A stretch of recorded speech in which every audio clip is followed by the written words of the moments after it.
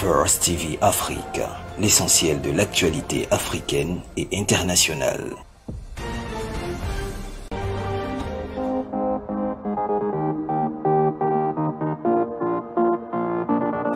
Suivez l'actualité nationale et internationale en temps réel. C'est possible grâce à l'application First TV Africa. First TV Africa. Suivez le direct, les replays de toutes vos émissions sur notre application disponible et téléchargeable sur Play Store et App Store. Sur Play Store et App Store. First TV Africa, soyez les premiers à être informés.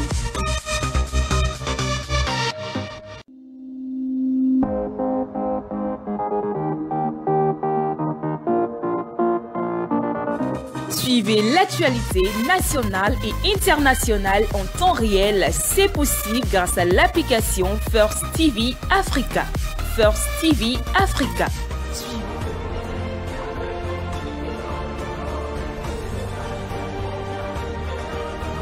First TV Afrique, l'essentiel de l'actualité africaine et internationale.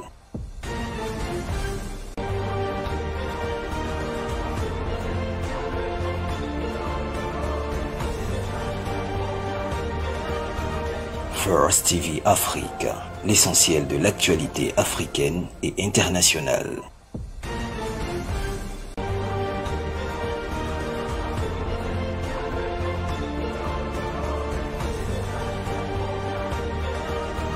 First TV Afrique, l'essentiel de l'actualité africaine et internationale.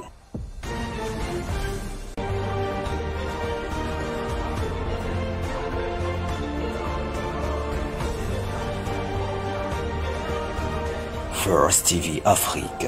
Sommaire de cette édition, au Bénin, le corps du guide de touristes français porté disparu a été retrouvé selon les informations locales. Au Sénégal, les députés examinent la suppression du Premier ministre. La révision porte au total sur 22 articles de la Constitution. Et à Moscou, un avion de ligne prend feu lors de l'atterrissage d'urgence faisant 41 morts.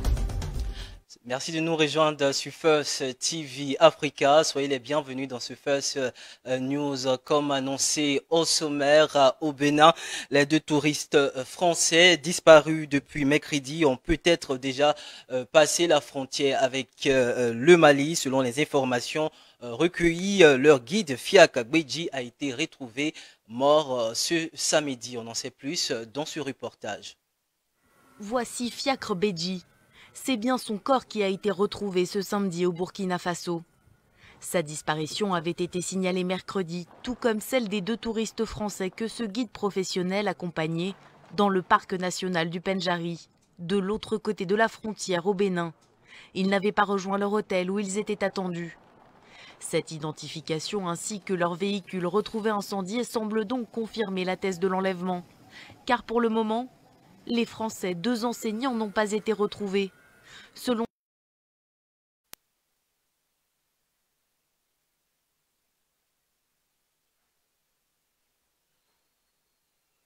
Soyez les premiers à être informés. Du Premier ministre, une initiative du pouvoir dénoncée donc par l'opposition et la société civile 2 mois après donc la réélection du président Macky Sall. On en sait plus dans cet élément. Les députés sénégalais ont adopté samedi la révision de la Constitution devant mener à la suppression du poste de Premier ministre. Adoptée par 124 voix pour et 7 contre, la réforme porte sur au moins 22 articles de la Constitution. Objectif, établir un nouvel équilibre entre les pouvoirs et permettre au chef de l'État, dont le mandat a été réduit à 5 ans, de travailler plus vite afin de mener à bien ses promesses de campagne, parmi lesquelles la création d'1 million d'emplois en 5 ans et l'érection de plus de 100 000 logements. Rien dans cette réforme ne renforce les attributions constitutionnelles du président de la République. Rien. Et personne ne peut le démontrer. Mais la pilule a du mal à passer au sein des membres de l'opposition et de la société civile. Il sait pertinemment que le Premier ministre peut beaucoup apporter, mais c'est sa volonté de boulimie du pouvoir. Il veut tout s'accaparer, tout mettre sur lui pour pouvoir diriger ce pays. Pour beaucoup, cette réforme est un boulet pour la démocratie dans le pays. Plusieurs organisations de la société civile ont par ailleurs appelé à des manifestations. La justice rejette une requête d'expertise médicale d'Ali Bongo, une requête du collectif Appel à Agir, regroupant donc aussi bien des opposants que des membres de la société civile. Plus de détails dans ce reportage. Il n'y aura pas d'expertise médicale pour vérifier la capacité du président Ali Bongo Ondimba à diriger le Gabon. Ainsi, en a décidé le tribunal de première instance de Libreville suite à une requête du collectif Appel à Agir regroupant aussi bien des opposants que des membres de la société civile. Pour la justice gabonaise, seul le gouvernement ou les deux chambres du Parlement peuvent saisir la Cour constitutionnelle pour constater la vacance de la présidence de la République ou l'empêchement définitif de son titulaire. Réagissant à cette décision de la justice gabonaise, l'activiste Marc Ona, l'un des membres les plus en vue du collectif Appel à Agir, ne s'est pas montré surpris.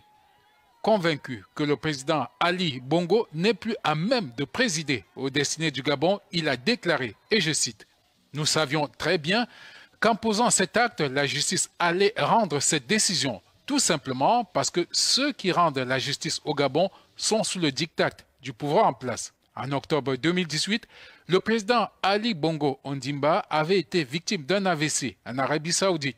Il avait été pris en charge au Maroc avant de regagner le Gabon. La chancelière allemande Angela Merkel était en visite au Niger. Elle a rencontré le président Mahamadou Issoufou au-delà des questions de sécurité déjà abordées au Burkina Faso lors du sommet du G5 Sahel auquel elle a donc assisté. Elle s'est aussi exprimée sur la question migratoire. La lutte contre l'immigration clandestine au menu de la visite d'Angela Merkel au Niger. La chancelière allemande a rencontré le président Mahamadou Issoufou au palais présidentiel à Niamey. Au-delà des questions de sécurité déjà abordées au Burkina Faso lors du sommet du G5 Sahel, auquel elle a participé, Mme Merkel s'est aussi exprimée sur la question migratoire. Si on veut lutter contre les trafiquants et les passeurs, il faut développer également des emplois pour la population nigérienne. Nous avons pris les premières mesures. Il y a des projets allemands qui ont été lancés, mais je comprends tout à fait qu'il y a une nécessité de l'élargir davantage puisqu'il faut offrir une perspective aux citoyens dans cette région. Le Niger a longtemps été un pays de transit pour de nombreux migrants subsahariens. Mais le président Issoufou assure que le flux de migrants qui passent par son pays a fondu.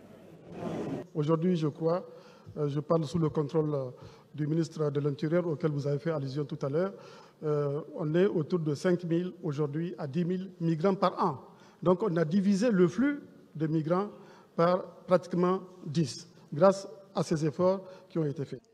L'Allemagne finance de nombreux projets sociaux et économiques au Niger. Angela Merkel a promis des investissements de 10 millions d'euros dans les domaines de l'éducation et de l'eau. Niamey devrait également bénéficier de 15 autres millions dans le domaine de la santé. Des enveloppes qui viennent s'ajouter aux 30 millions d'euros que l'armée nigérienne attend de Berlin.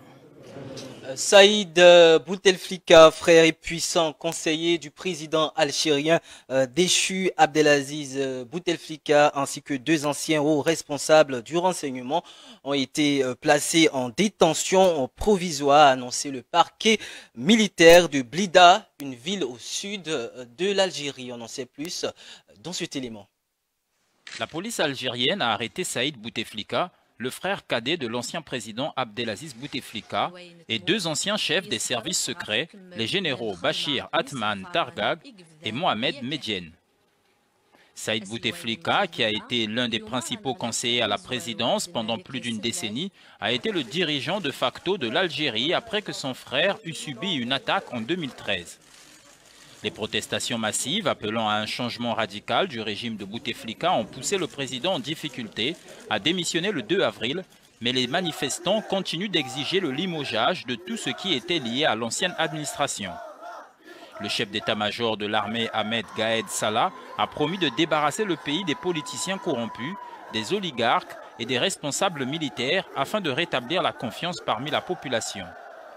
Les manifestants ont appelé à la démission du président par intérim Abdelkader Ben Salah et du Premier ministre Noureddine. Les femmes, elles embrassent donc un métier pour la plupart réservé aux hommes. Elles sont les Amazones du Gala, c'est leur nom. Elles sont conductrices de gros camions. Je vous invite à suivre cette vidéo.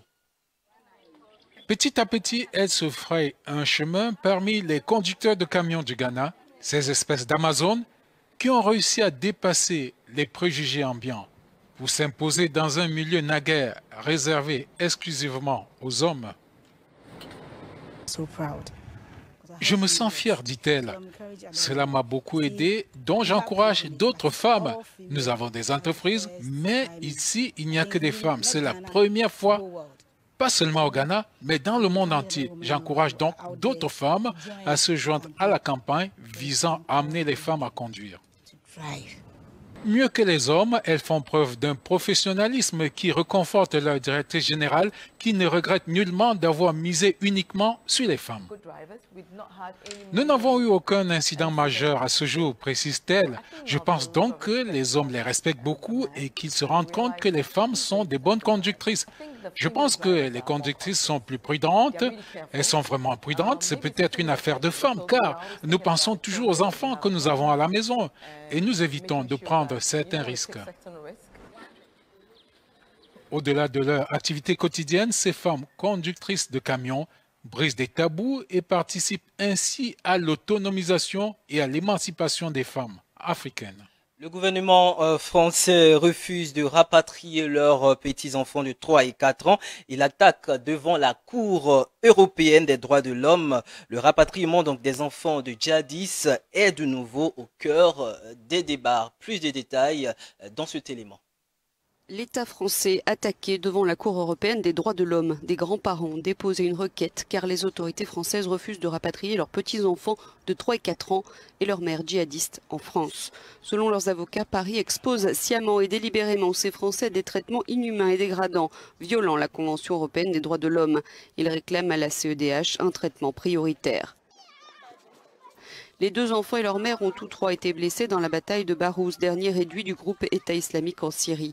Malades, ils vivent depuis 3 mois dans le camp de réfugiés d'Alol, dans le nord-est de la Syrie, où 12 000 étrangers de familles djihadistes sont étroitement surveillés parmi plus de 73 000 personnes. Jusqu'ici, le gouvernement français n'a accepté de rapatrier les enfants de djihadistes qu'au cas par cas. Seulement 6 vivent désormais sur le sol français, dont 5 orphelins. C'est une première aux États-Unis, un rein livré par drone pour une greffe. Premier test donc réussi pour cet appareil volant conçu par des médecins et des ingénieurs de l'Université du Maryland pour accélérer donc le transfert des organes. On en sait plus dans cet élément.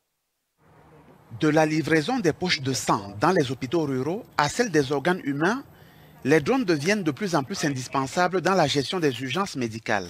En avril, un drone a livré un rein dans un hôpital de Baltimore aux États-Unis où des médecins l'attendaient pour effectuer une transplantation sur un patient. Premier test réussi pour cet appareil volant conçu par des médecins et des ingénieurs de l'Université du Maryland pour accélérer le transfert d'organes d'un hôpital à l'autre.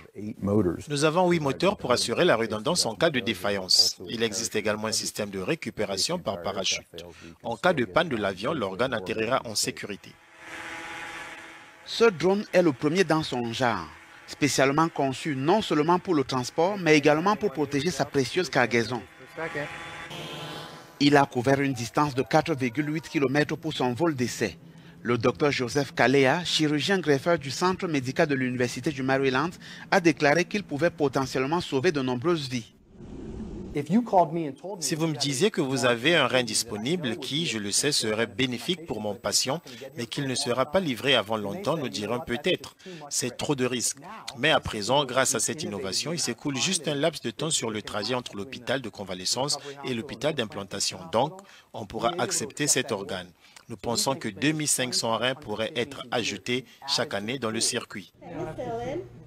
Pour mener à bien ce projet, l'équipe d'experts médicaux du Dr Skalea a travaillé avec des collègues de l'aviation et de l'ingénierie de l'université, ainsi qu'avec la Living Legacy Foundation of Maryland, qui supervise les dons d'organes.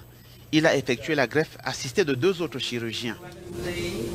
Il a également indiqué que c'est la frustration causée par la livraison tardive d'organes qui l'a incité à rejoindre ce projet. Trisna Glipsy, une habitante de Baltimore âgée de 44 ans, elle a bénéficié du rein livré par ce drone expérimental. Elle a passé 8 années de sa vie en dialyse. Dans pro-occidental à la tête de la Macédoine du Nord, l'élection de Stivo Pendarovski est donc perçue comme un grand oui au changement récent de nom du pays après donc l'accord historique trouvé avec la Grèce. L'élection présidentielle en République de Macédoine du Nord a été remportée par le candidat pro-occidental de la coalition au pouvoir, Stevo Pendarovski. Il a obtenu près de 52% des suffrages, une élection qui envoie un message important car elle vient renforcer le gouvernement et par là même, elle est perçue comme un grand oui au changement de nom du pays. Stevo Pendarovski était l'un des défenseurs de l'accord conclu avec Athènes qui a mis fin à un conflit de près de 30 ans avec la Grèce sur le nom de l'ex-république yougoslave. Le résultat de cette présidentielle garantit la poursuite du mouvement amorcé par le pays pour rejoindre l'OTAN et l'Union européenne et le développement économique de notre pays dans un monde auquel nous appartenons. Avec cette victoire, nous sortons d'une sombre période de dépression et nous allons continuer à nous développer. Avec cet accord, Athènes s'est engagée à cesser de bloquer les efforts de Skopje pour rejoindre l'Union européenne et l'OTAN, ce qui a peut-être fait pencher la balance en faveur de Pendarovski. Les Macédoniens étaient divisés sur le changement de nom de leur pays. La candidate nationaliste Gordana Siljanovska-Davkova s'était engagée à contester l'accord si elle était élue. J'espère que le triomphalisme ne dominera pas et que sur des questions importantes, l'opposition saura être décisive. Mais je sais une chose, ce n'est pas grâce à cet accord que tous les problèmes de la Macédoine seront résolus, a-t-elle déclaré.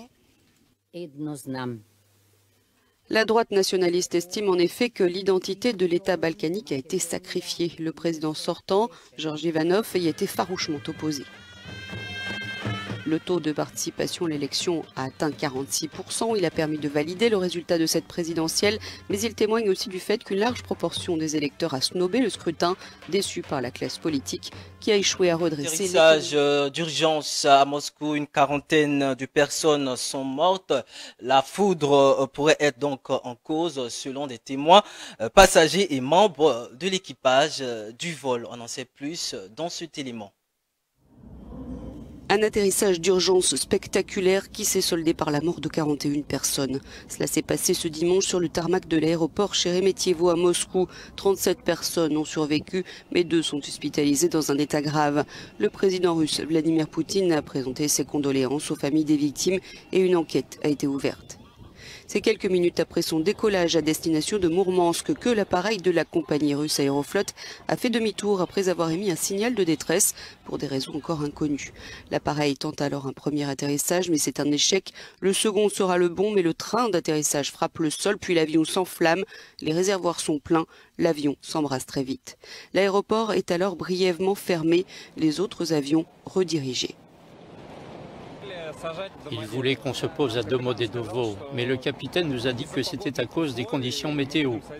Au bout de 15 minutes, on a finalement atterri à Sheremetyevo et on a appris la tragédie. L'enquête criminelle qui a été ouverte va porter sur les éventuelles violations des règles de sécurité, mais certains témoignages de passagers et de membres d'équipage expliquent que l'avion a été touché par la foudre. L'appareil, un superjet 100 du constructeur Sukhoi, a été mis en service l'an dernier et a été révisé en avril dernier, a fait savoir Aeroflot. Au bord du précipice, les fractions armées de Gaza et Israël concluent un cessez-le-feu fragile. 4 Israéliens et 23 Palestiniens ont été tués ce week-end par des tirs de mortier et des roquettes. On en sait plus dans ce reportage. Après 2 jours de violence entre les forces israéliennes et les groupes armés à Gaza, suite à une médiation égyptienne, des responsables palestiniens ont déclaré qu'un cessez-le-feu avait été conclu avec l'État hébreu, qui n'a pas confirmé l'information. La trêve est entrée en vigueur à 4h30 ce lundi. Pour l'heure, 4 Israéliens et 23 Palestiniens ont été tués, plus de la moitié sont des civils. Dans la ville d'Ashkelon, une roquette a frappé une maison dimanche soir. Un homme de 58 ans est décédé. Il est la première victime civile israélienne de ce type depuis 2014. Cette vidéo a été diffusée par les forces de défense israéliennes. Elle montre selon elle une attaque aérienne sur une voiture qui a tué un homme, identifié comme étant un responsable du Hamas. Selon l'armée israélienne, la victime était responsable d'un transfert de fonds de l'Iran à des factions armées à Gaza. Le président américain Donald Trump a rapidement réagi via Twitter et exprimé son soutien total à Israël dans la défense de ses citoyens. Ces violences remettent en cause une trêve fragile observée depuis fin mars entre Israël et le Hamas et ses alliés, qui se sont livrés 3 guerres. Le département des Deux-Sèvres est le plus touché par les réformes de la carte des zones agricoles défavorisées et remodelées par Bruxelles. Sur près de 200 communes, seules 16 ont pu conserver leur domaine. Coup dur donc pour les éleveurs français mis à la diète par l'Union européenne. Jean-Luc et Alban sont éleveurs de charolaises dans les Deux-Sèvres. 330 têtes à leur actif pour cette famille d'éleveurs de père en fils. Ici, impossible de faire autre chose que de l'élevage. C'est typiquement là, les sols qui ne sont pas cultivables. Hein. Il y a très peu de terre, il y a 10 cm de terre. Puis on voit les rochers à fleur de terre. Hein. Donc il n'y a vraiment que les vaches pour valoriser ces endroits-là. À cause de cet handicap naturel, une large partie du département est classée en zone agricole défavorisée depuis 1976. Un classement qui permet aux exploitants d'obtenir une aide financière de l'Union européenne. Mais Bruxelles a demandé à la France de remodeler cette carte cette année. Les Jolins n'en font désormais plus partie. On ne comprend pas comment ce redécoupage a été fait, quoi. Donc c'est injuste pour nous, quoi. Dans cette famille, la perte s'élève à 16 000 € par an. C'est la douche froide. Il venait d'emprunter 300 000 € pour s'agrandir. Ça représente le revenu d'une personne, quoi. Non, on s'y attendait vraiment pas du tout. C'est un petit peu dur à avaler, quoi, donc à accepter, et puis de se dire qu'on avait quand même créé un projet, on a investi en fonction de ça, on a calé nos annuités en fonction de ça, puis on se rend compte qu'à la fin, on nous les supprime. Les Deux-Sèvres, c'est le grand perdant de ce redécoupage. Seule une centaine d'exploitations restent en zone défavorisée contre plus de 1000 auparavant. Les leaders syndicaux ont fait leur compte. Avec cette nouvelle carte, la viabilité de certaines exploitations est compromise. Pour certains, c'est un coup de massue. Peut-être que tout le monde n'en a encore pas conscience, puisque la diminution est progressive. Hein. Déjà en 2019, on ne touchera que 80% de ce qu'on avait précédemment. En 2020, simplement 40%, et puis en 2021, 0. Depuis quelques années, ce leader syndical avait senti la menace d'un redécoupage. Avec son fils, il se diversifie et s'est lancé dans l'élevage hors sol de volailles, notamment de cailles plus rentables. Chez les Jolins, c'est l'impasse. Impossible de réinvestir pour se reconvertir. Seule solution pour eux, une augmentation du prix de vente de la viande. Nous, les aides, on a toujours l'impression d'être un peu perfusés, quoi. Donc ce qu'on préférerait, c'est vivre de notre production. Donc là, par exemple, avec la loi sur l'alimentation, on attendait justement ce rééquilibrage, notamment dans les marges et tout, donc pour qu'on puisse nous payer nos produits. Donald Trump a annoncé une augmentation de 200 milliards de dollars sur les productions chinois, soumis donc à des droits de douane, une manière pour Washington de mettre la pression sur Pékin avant donc la signature d'un accord commercial. On en sait plus. Comme à son habitude, c'est sur Twitter que le président américain fait cette annonce qui prend de court les Chinois. Pendant 10 mois, la Chine a payé des taxes douanières aux États-Unis à hauteur de 25% sur 50 milliards de dollars de biens technologiques et 10% sur 200 milliards de dollars d'autres biens. Les 10% vont être relevés à 25% vendredi. Depuis l'an dernier, Donald Trump mène une guerre commerciale contre la Chine qu'il accuse d'entretenir une relation économique inéquitable avec les États-Unis. Cette hausse des taxes était déjà prévue, mais finalement repoussée en décembre dernier après des premières négociations jugées fructueuses. Mais pour le président américain, elles avancent trop lentement, notamment sur la question de la fin des transferts de technologies américaines. Un point qui devrait être abordé lors de nouvelles négociations au milieu de semaine à Washington, en présence du vice-premier ministre chinois. Malgré les rumeurs de leur annulation face à cette pression américaine, Pékin a confirmé que les tractations auront bel et bien lieu. Aujourd'hui, 6 mai, commence donc le carême musulman. Ça sera donc pour les fidèles musulmans une occasion de purifier leur âme en se rapprochant donc de Dieu. Rappelons que la lune a été observée ici en Côte d'Ivoire, dans la ville de Bondoukou, par l'imam Saïd Touré et ses fidèles. Le ramadan est donc un mois de partage également. Il prendra fin en juin 2019. Bon mois de Ramadan à tous les musulmans de Côte d'Ivoire. Bonne nouvelle du côté de l'Angleterre. L'épouse du prince Harry a donné naissance aujourd'hui à un garçon qui fait 3 kg 300. Nous vous donnerons plus de détails dans nos prochaines éditions. C'est ici que prend fin cette édition réalisée par l'ensemble de la rédaction. Au prochain point d'information dans moins d'une heure. Restez connectés sur First TV Africa. De l'actualité africaine et internationale.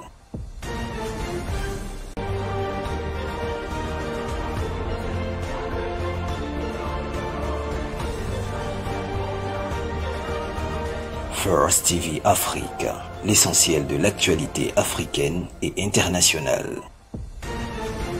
Direct, les replays de toutes vos émissions sur notre application disponible et téléchargeable sur Play Store et App Store. Sur Play Store et App Store. First TV Africa, soyez les premiers à être informés.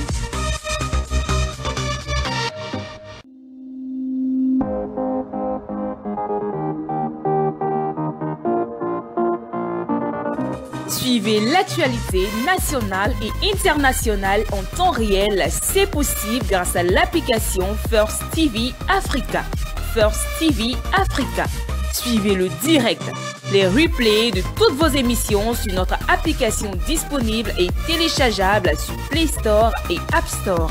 Sur Play Store First TV Afrique, soyez les premiers à être informés. First TV Afrique, soyez les premiers à être informés. First TV Afrique, soyez les premiers à être informés. First TV Afrique, soyez les premiers à être informés. First TV Afrique, soyez les premiers à être informés. First TV Afrique, soyez les premiers à être informés. First TV Afrique, soyez les premiers à être informés. First TV Afrique, soyez les premiers à être informés. First TV Afrique, soyez les premiers à être informés. First TV Afrique, soyez les premiers à être informés. First TV Afrique, soyez les premiers à être informés. First TV Afrique, soyez les premiers à être informés. First TV Afrique, soyez les premiers à être informés.